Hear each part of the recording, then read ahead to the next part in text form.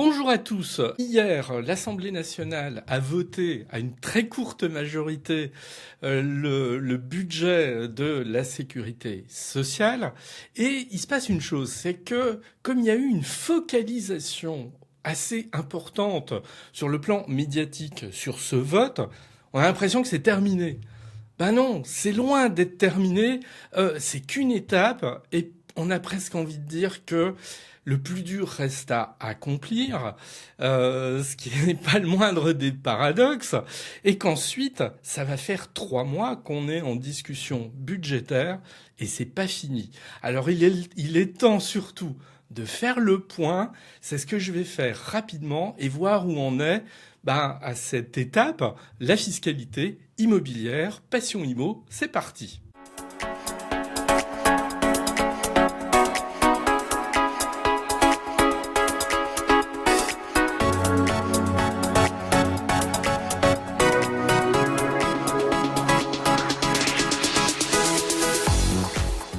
Alors, le moins qu'on puisse dire, c'est que la sécurité sociale qui fête ses 80 ans, elle n'est pas en très bonne forme financière. Parce que on va se retrouver avec un déficit qui est proche de 20 milliards à peu près. Voilà, 20 milliards après ce vote qui vient d'être effectué. Donc 20 milliards, c'est beaucoup. Vu notre situation budgétaire, on pourrait s'en passer, mais finalement, on ne s'en passe pas. Alors, problématique tout ça. Pourquoi c'est problématique? Parce que finalement, moi je trouve le Monde a titré hier un article en disant que le gouvernement Le Cornu s'en était plutôt bien sorti et que en fin de compte on avait évité les blocages. Bon, manière de voir, oui, je suis d'accord, mais à quel prix? Alors pourquoi, à quel prix? Parce que bon, je vais pas à faire de l'analyse politique, c'est pas du tout ce que vous attendez, mais à quel prix? Parce que finalement, on a un budget de la sécurité sociale qui est fait de briques et de broc, qui, pour satisfaire tout le monde, en fin de compte, ne satisfait pas grand monde, et en tout cas ne satisfait pas des objectifs d'équilibre, on en est loin, mais en tout cas des objectifs qui consisteraient à essayer progressivement de renouer avec une meilleure santé financière. Parce que ce qui s'est passé, c'est que le gouvernement, Le Cornu, et je lui en fais même pas le reproche, parce que je pense que dans des circonstances identiques, n'importe quel gouvernement aurait fait la même chose. Pas de majorité, on essaie de sauver finalement la situation. Le gouvernement Le Cornu, qui avait tenté dans un premier temps de proposer des solutions d'économie, je peux en citer quelques-unes, le gel des pensions de prestations sociales, une taxe sur les chèques vacances, le gel du barème de la CSG, etc. Bon voilà, pas grand monde en a voulu en fin de compte. Alors évidemment, personne va faire le reproche, c'est des mauvaises nouvelles. Donc si jamais on doit retourner devant les électeurs, et c'est un peu ce que chaque député a en tête pour les mois qui viennent, il n'a pas envie de présenter ce type de vote auprès de ses électeurs. Bon, toujours est-il qu'à force finalement de vouloir rallier un maximum de parlementaires, le gouvernement finalement il a lâché la bride sur les dépenses et on a évité de les freiner comme c'était prévu. Donc il y a eu une rallonge budgétaire sur l'hôpital, on a élargi la portée de la suspension de la réforme des retraites, on a promis des moyens pour lutter contre les déserts médicaux, on a débloqué des fonds pour soutenir les EHPAD ou les départements d'outre-mer, etc. Bon, la liste elle est assez longue, que de bonnes intentions, mais comme on dit souvent, l'enfer est pavé de bonnes intentions, et donc beaucoup de bonnes intentions, mais au final, un enfer budgétaire, parce que on voit bien que on ne résout pas nos problèmes de fond, et nos problèmes de fond, ils sont ramenés à plus tard. Bon. Le journal Les Échos a titré, alors je crois que c'est une tribune, c'est pas un article, une tribune, en disant finalement ce vote du budget de la sécurité sociale, il vise à satisfaire en grande partie un électorat âgé qui déjà bénéficie d'un système de retraite parmi les plus performants au monde, ce qui est une réalité, quoi qu'on veuille faire dire aux chiffres, on a un système qui est le plus favorable au monde, donc le plus coûteux. Est-ce qu'on tente, avec ce budget, de réformer quoi que ce soit? Pas du tout, au contraire. Hein. On accentue ici les problématiques. En fait, on les renvoie à plus tard. On les renvoie à quand? En fait, on les renvoie pour l'élection présidentielle de 2027. Les candidats de 2027 vont avoir le dos très large parce que ils vont devoir finalement faire entrer dans le débat ces discussions. Le feront-ils? Alors là, c'est pas certain parce que là, ça risque d'être annonciateur de très mauvaises nouvelles. Mais en tout cas, c'est la position ici du Parlement qui n'a pas été d'un énorme courage et le tracé de la discussion budgétaire est loin d'être terminé. Donc, on peut être un petit peu inquiet pour les semaines qui viennent. Alors, si on va un petit peu justement dans le détail, qu'est-ce qui a été décidé? Alors, évidemment, c'était le vote du budget de la sécurité sociale, donc pas un impact sur l'immobilier, puisque c'est ça quand même qui nous intéresse. Alors, un point quand même, et je voudrais revenir dessus, la CSG sur le capital. Il y a des placements ciblés par une hausse de cette CSG sur le capital, et il y en a d'autres qui sont exonérés. Bon, je ne vais pas aller dans le détail. En revanche, la chose qu'on peut affirmer, c'est que la réforme de 2017 sur le prélèvement forfaitaire unique, même si on peut toujours la critiquer, elle avait un mérite, c'est de simplifier cette fiscalité. Alors là, on la complique. On la complique parce que, en fonction du type de revenu, la CSG ne va pas être la même.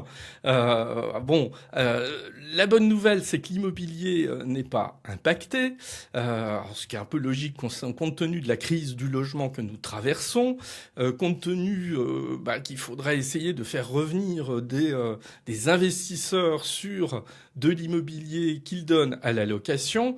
Donc, le gouvernement n'a pas voulu donner un coup supplémentaire à ce secteur. Donc, la pierre, d'une manière générale, elle échappe à cette hausse de la CSG, aussi bien sur les revenus fonciers que sur les plus-values immobilières. Donc ça, il faut le noter, pas d'impact de ce vote de la loi sur la sécurité sociale sur les revenus fonciers et les plus-values immobilières. Ça va concerner également les SCPI. Donc là encore, plutôt une bonne nouvelle. En revanche, je fais juste la parenthèse comme ça, là on va avoir un impact d'une hausse de la CSG sur les plus-values. Mais là, quand je parle des plus-values, je parle des plus-values mobilières, les intérêts et les dividendes qui sont détenus dans un compte titre ordinaire ou dans un PEA. Là, on aura une augmentation, mais ça ne concerne pas à proprement parler l'immobilier. Donc là, pas d'impact, donc les commentaires concernant une réforme des plus-values immobilières, etc. En tout cas sur ce volet de la CSG, il n'y a rien à noter de particulier. Bon, donc c'est plutôt une bonne nouvelle. Alors maintenant, qu'est-ce qui va se passer? C'est quoi les prochaines étapes? Parce que, comme je l'ai annoncé en intro, on est loin, très loin, d'avoir terminé ce marathon budgétaire qui a démarré quand même, là, il y a quasiment 3 mois maintenant. Je souligne une chose quand même, c'est que logiquement, là, nous sommes, au moment où j'enregistre cet épisode, nous sommes le 10 décembre. Normalement, il n'y a plus que 20 jours pour examiner le projet de loi sur la sécurité sociale et le projet de loi de finances. Est-ce que le temps est suffisant? A priori non. On peut penser qu'au 31 décembre, rien ne sera terminé. Concernant le PLFSS, donc, qui vient d'être voté par les députés en deuxième lecture hier, c'est pas fini parce que le texte il est reparti au Sénat. Il est reparti au Sénat et finalement il va revenir ensuite à l'Assemblée nationale. Donc pour une deuxième lecture. Donc vous voyez que là, les difficultés du gouvernement pour essayer de négocier le vote des députés pour une adoption du PLFSS, ça va repartir. On va se retrouver de nouveau confronté à ça. En revanche, les choses devraient s'accélérer parce que selon des informations concordantes, les débats au Sénat du PLFSS qui devra reprendre ce vendredi ne devraient durer que quelques heures parce que il y a un élément de procédure qui devrait être mis en avant qui consiste à poser une question préalable au début du vote et d'évacuer toute discussion de détail de l'ensemble du texte. Donc il devrait retourner très très vite à l'Assemblée nationale la semaine prochaine. Bon voilà, la date elle reste encore à confirmer, mais normalement autour du 16 décembre. Mais ça, c'est le projet de loi de financement de la sécurité sociale. Maintenant, je vais dire quelques mots sur le budget de l'État, parce que là, c'est pas le budget de l'État, ce qui vient d'être voté hier à l'Assemblée nationale. Alors, le projet de loi de finances, autant la discussion sur le financement de la sécurité sociale a été ardue, et celui sur le projet de loi de finances devrait l'être encore davantage. Parce que là, il y a vraiment de très grosses discordances. On voit que des partis, comme le Parti socialiste, qui ont été plutôt conciliants pour voter le PLFSS, sont davantage réticents concernant le projet de loi de finances. Donc ça fait partie de ces éléments qu'il faudra surveiller avec attention. On a un projet de loi de finances qui a été largement modifié par les sénateurs. Donc logique, hein, les sénateurs sont davantage à droite que l'Assemblée nationale. Donc ils ont fait bouger les lignes de ce projet de loi de finances davantage à droite. Et on aura un vote solennel du Sénat ce lundi, le 15 décembre. Ensuite, qu'est-ce qui va se passer ?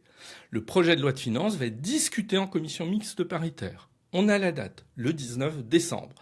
Qu'est-ce qui va se passer ? On va réunir en conclave, puisque c'est le mot un peu à la mode maintenant, 7 députés, 7 sénateurs, et ils vont tenter de trouver un rapprochement entre le texte du Sénat et le texte de l'Assemblée nationale.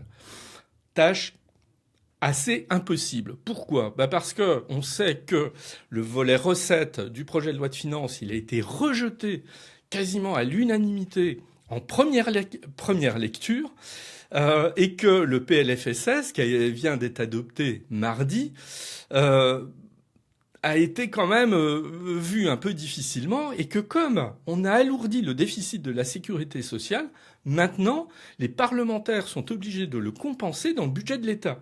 Donc c'est un peu une manière de dire qu'on part avec un handicap supplémentaire concernant le projet de loi de finances, compte tenu de ce qui a été alourdi, voté dans le cadre du projet de loi sur le financement de la sécurité sociale. Donc finalement, l'exigence, elle est montée d'un niveau. Ça va pas faciliter les choses. Alors, comme je le disais il y a quelques minutes, à la fois le PLF et le PLFSS, ils doivent être normalement promulgués avant le 31 décembre. Plus grand monde y croit aujourd'hui, mais comme le gouvernement a exclu de recourir au 49.3 et qu'il maintient cette position, alors d'ailleurs je fais une parenthèse parce que c'est un peu drôle cette histoire, le gouvernement a dit nous n'utiliserons pas le 49.3 pendant la discussion budgétaire, c'était une demande du Parti socialiste, pas que, mais en particulier le Parti socialiste, et on a entendu la semaine dernière des voix au sein du Parti socialiste dire « Ouais, mais finalement, ce serait peut-être pas mal que vous mettiez en œuvre le 49.3 ». Ils l'ont pas dit comme ça, parce que nous, ça nous permettrait de sauver la face à l'égard de notre électorat. Bon, là, niveau cohérence, on repassera, mais en tout cas, pas de 49.3. Donc, si on imagine que la commission mixte paritaire a tout risque, je dis pas chance, à tout risque d'échouer, on va se retrouver un petit peu comme l'année dernière. C'est-à-dire une loi spéciale juste avant le 31 décembre pour autoriser le gouvernement à percevoir les impôts existants, reconduire les dépenses votées en 2025 et se permettre une discussion budgétaire qui reprendrait début 2026. Finalement, le schéma de l'année dernière reprendrait un petit peu du poil de la bête dans les perspectives. Bon, on verra ce qu'il en sera. Alors maintenant, dans tout ça, la fiscalité immobilière. notre fameux serpent de mer, qui est une sorte d'arlésienne, dont j'ai parlé très souvent, le statut du bailleur privé. Alors, voilà, statut du bailleur privé, où il en est. Bon, il est mal en point, hein, le statut du bailleur privé. Je rappelle qu'il est destiné à relancer l'investissement locatif privé, qui est en difficulté très sérieuse. On avait eu un rapport parlementaire au mois de juin, plutôt très incitatif, largement reconnu par la profession. Ce qui s'est passé dans les discussions de ces dernières semaines, c'est qu'on a prévu un statut du bailleur privé très en retrait par rapport à ce qui avait été présenté initialement. Tout le monde fait un peu la tête, voilà. Je vais d'autant moins rentrer dans le détail des mesures qu'on ne sait pas si ces mesures seront celles dans la version définitive. Donc, raison gardons. Mais en tout cas, ça a été fraîchement accueilli. Notamment, hein, il y a un calcul qui a été fait. Alors, je crois que c'est par la FNAIM, je sais plus. Enfin bon, non, c'est pas la FNAIM, je dis une bêtise. Ici, c'est la Fédération des promoteurs immobiliers qui a fait ces petits calculs en disant si on adopte aujourd'hui ce statut du bailleur privé, ça procurera une rentabilité en moyenne de 1,6%. Alors 1,6%, effectivement, c'est extrêmement faible. Le compte n'y est pas. C'est pas avec 1,6% de rentabilité, si par exemple vous avez emprunté à 3 ou 3,5%, que ça va vous inciter à aller dans le cadre de ce statut du bailleur privé. Pour le dire très franchement et de manière un peu simpliste, parce que je ne veux pas rentrer dans les détails ici, ce statut du bailleur privé, à date du 10 décembre, il ne tient pas la route, il est extrêmement faible et il ne procurera pas les effets attendus, en tout cas les effets que l'on pouvait supposer dans la première mouture présentée au mois de juin dernier par 2 parlementaires qui avaient travaillé sur cette question. Et là-dessus, les professionnels sont vent debout contre cette mouture telle qu'elle est actuellement, à l'état de brouillon, hein, j'insiste bien, à l'état de brouillon. Voilà, tout le monde proteste évidemment contre quelque chose qui manque singulièrement d'ambition. Et on rappelle une chose, c'est l'Alliance pour le logement qui a rappelé cette règle d'une simplicité peut-être pas excessive, hein, mais qui est très réelle. Sans propriétaire bailleur, il n'y a pas de locataire. Et les seuls investisseurs institutionnels, hein, je cite ici l'Alliance pour le logement, les seuls investisseurs institutionnels ne répondront pas à la diversité des besoins sur tous les territoires. Ce qui est une manière de dire... on ne peut pas se reposer exclusivement sur les investisseurs institutionnels, ce qui était un petit peu l'optique du gouvernement quand il avait supprimé notamment le Pinel, hein, en disant oui, mais les investisseurs institutionnels prendront le relais. Ben non, ils prennent pas le relais. Je veux dire, la charge elle est trop importante pour eux. Donc les bailleurs privés, les propriétaires bailleurs, même modestes, ils ont toute leur place. Et ce statut du bailleur privé, ben il ne remplit pas les termes du contrat tels qu'on pourrait les imaginer idéalement. Donc on a de grosses limitations. Même le nouveau ministre de la Ville et du Logement, Vincent Jeanbrun, a dit bah non, ça ne convient pas en l'état. Et il a dit, il a précisé hein, que les parlementaires pourront amender, pourront modifier ce projet. Voilà, donc à voir. Là, on a quelque chose qui est encore à l'état de chantier, à l'état de discussion, mais même s'il y a des bonnes volontés, il y a 2 obstacles. Le temps, parce que maintenant le temps va commencer à jouer contre l'élaboration d'une mesure de ce type. Et puis le deuxième obstacle, c'est l'absence de majorité, parce que tout le monde n'est pas d'accord avec ce statut du bailleur privé. Je rappelle une phrase que moi j'avais mise un peu en avant, tellement elle me semblait totalement aberrante, où on avait un député de la France Insoumise, une députée, en l'occurrence, qui avait dit « Oui, mais ça, c'est un cadeau fiscal aux plus riches. » Bon, non, c'est pas un cadeau fiscal aux plus riches quand on veut essayer de favoriser l'investissement des bailleurs privés. Alors évidemment, c'est pas les plus démunis qui peuvent investir dans du logement. Ça, on est bien d'accord là-dessus. Mais ce qui sera intéressant, c'est de viser plutôt une classe moyenne qui cherche, par l'intermédiaire de l'investissement locatif, à arranger, à améliorer la situation de sa future retraite. Et on sait à quel point, voilà, c'est quelque chose de crucial aujourd'hui. Bon, on est en attente, donc, là encore, de changements significatifs sur le projet définitif du statut du bailleur privé. Donc en résumé, on voit bien que nous sommes loin de la fin de cette aventure budgétaire. Elle est un peu longue, oui, je pense même qu'elle est trop longue, qu'elle est trop complexe, parce que toute cette navette parlementaire, tout ce fonctionnement, toutes ces procédures qui ont largement leur place dans une Assemblée nationale et un Sénat avec de fortes majorités telles qu'on l'a connu sous la Ve République, bah, ça fonctionne plus très bien quand on a des majorités, plutôt des absences de majorité comme on la vit aujourd'hui. Donc ça, c'est une autre question qui a été posée par certains. Ne faudrait-il pas faire évoluer nos règles de vote de la loi de finances pour la rendre un petit peu plus efficace, la rationaliser en quelque sorte, parce que voilà, ça ne correspond plus tout à fait au goût du jour. Donc, on est encore en attente, voilà, mais il me semblait intéressant de faire ce point rapide pour poser les choses et finalement ne rien conclure. Parce que ma conclusion ici, c'est de dire que personne, encore une fois, à cette date du 2 décembre, ne peut dire, voilà, les incidences sur la fiscalité immobilière de la loi de finances et de la loi concernant le financement de la sécurité sociale. Sur ces bonnes paroles, je vous dis à très bientôt.